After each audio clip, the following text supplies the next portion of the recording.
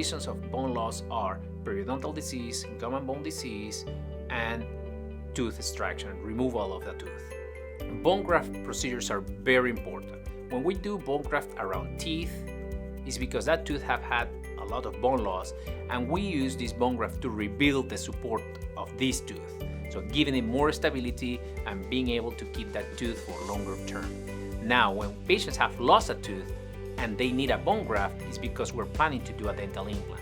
And as I explain my patients, we want that implant fully covered with bone all the way around, so it's nice and solid.